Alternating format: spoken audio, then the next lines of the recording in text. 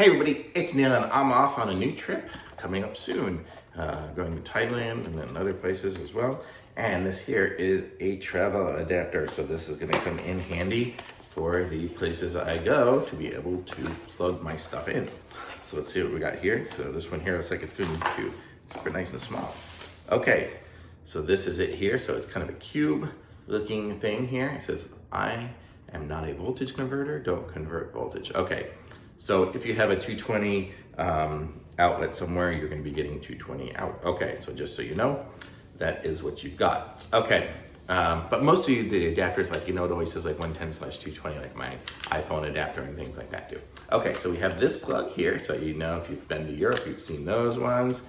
We have this one here, which looks like standard United States plug, but then I think it also has the twisting ability to give it some of that, I don't remember where it is. Oh, it says USA and Australia. Okay. The UK uses this one here.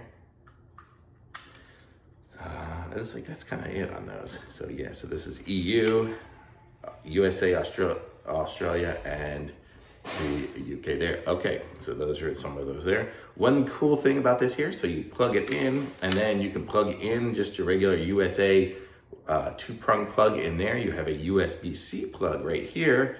You can plug a variety of things into here. You know, if you can do the regular US one into there and whatever else.